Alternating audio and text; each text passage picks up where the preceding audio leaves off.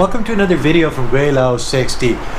Today, actually last night, I hit 50,000 subscribers. Boy, she's been a long road. Oh, I tell you, I figured I'd be doing that in about a split second, but it took me, well, just about 3 years. I took 4 months off when Wei Fong was sick, but yeah, it took about 3 years to hit 50,000.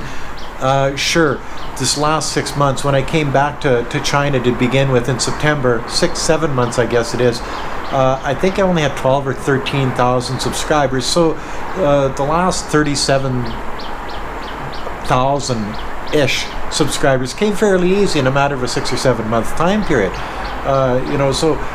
Appreciate all of the support I've been getting from my subscribers, my viewers and such.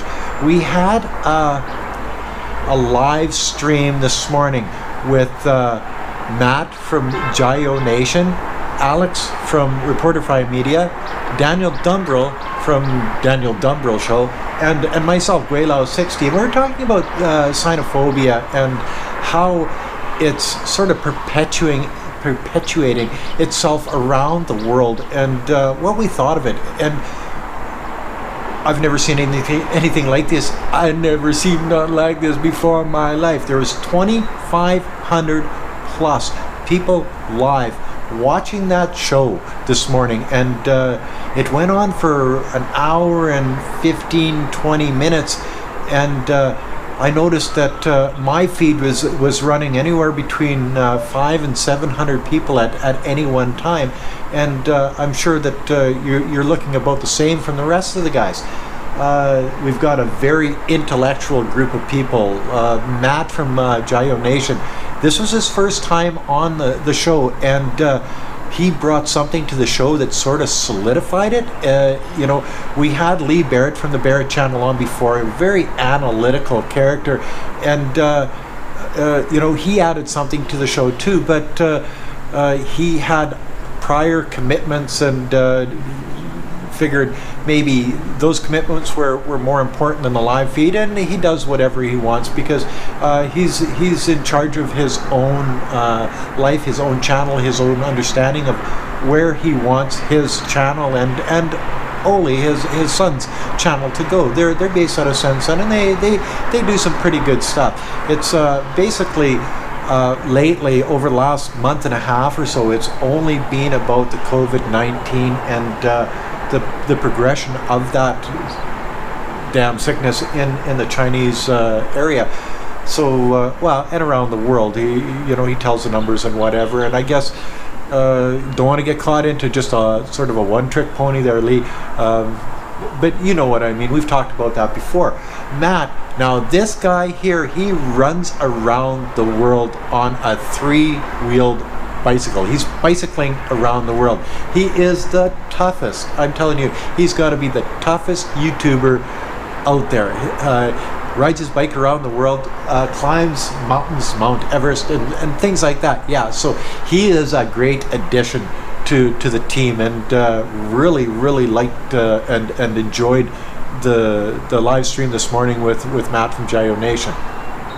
I am on day 10 right now of my quarantine here in Nanning, China, and yeah, I'm getting bored. I wish it was over. I'm tired of the food that they bring me. I'm tired of sitting in my hotel room. I'm tired of watching television. I'm tired of just not being able to get out and about. It's just one of those things. I can understand, as I say in the last video that I did, or one of the last videos I did, I can understand how the people of Wuhan feel. Not totally, because those poor people have been locked up for coming on over 3 months now, and they've taken it on the chin for the rest of the country and the rest of the world. And you gotta take your hat off to these people, because my God, not knowing how long you're going to be there. You see, I know I'm here for 14 days and then I can get back out into the real world. The people in Wuhan don't have that. They don't know how, when they got locked down, they didn't know how long they were going to be locked down. They didn't know if they were going to be safe. The fear that came along with it would be stifling. You know, having family members, friends getting sick. The bulk of the people that died in mainland China came from the city of Wuhan. So you see it on a regular basis where people are getting sick and people are going to the hospitals. They're building hospitals. The influx of medical staff coming into your community, the quarantines, the rationing, the police and the army presence. All of these things would freak the living bejesus out of me.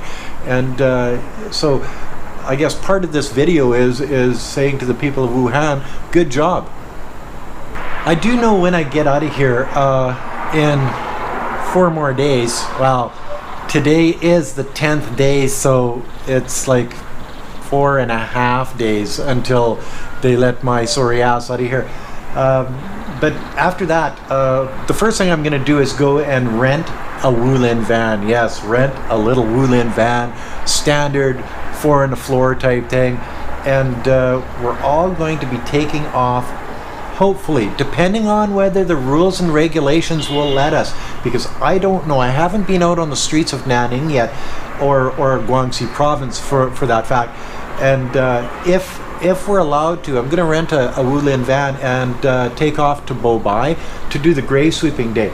I've heard rumors that this is going to be postponed because of the virus here, the CV in China, but I'm not sure yet. But my plans are to rent that Wulin van, jump in that puppy, throw the wife and some of our cousins and nieces and nephews in it, and bugger off to Bobai for grave sweeping and doing some rural China videos. Yes, something that you haven't seen from Gweilo since the Yulin days, I think it was, here a couple of years ago when we were bouncing around Yulin area, and that's only about a half an hour from the Bobai area. And it's sort of interesting for me to get into rural China, and I see the innocence of the Chinese people in the rural areas. I see the kindness. I see the poverty too, but the people of China don't see it. Especially the rural people of China don't really see the poverty that they're in, because they've lived it their whole lives. Their parents have lived it. Their children are living it. Their grandchildren are living it, and this is just normal for them. It's not one of those things where they say, "Oh, poor me, I'm poor." They work their rice paddies. They feed their pigs. They have chickens running around their farmyards. They have ducks in the ponds. Some of them do fish farming. Some of them have big vegetable gardens that they sell the greens at the farmers market in the central square of the town. As I say, Tongo, my cousin there, he buys ducks and he barbecues them and he sells barbecue ducks in the town square. So you see all of these things and how people have been doing things for literally centuries. I know Tongo and a number of the guys in Bobai that do farming in the fields in the Bobai area, they use water buffaloes to pull their plows. I'm serious, water buffaloes to pull their plows. I've never seen a gas-powered rototiller or anything in the rice fields down there. I have seen them in certain areas in the larger rice fields, off the highway and stuff like that. But in the Bobai area or the Yulin area, I've never seen anything like that. So when I get into these areas of China and I watch this, I video it, I'm sort of taken back by it, just the sheer simplicity of their lives. They wake up in the morning, they take care of the animals, they have their breakfast, they spend their day dealing with their particular stuff, their home, their farm, their land, their children, their family, their friends, their even to the point of going downtown and playing cards with their buddies. Yes, and maybe drinking a little bit of baijiu here and there.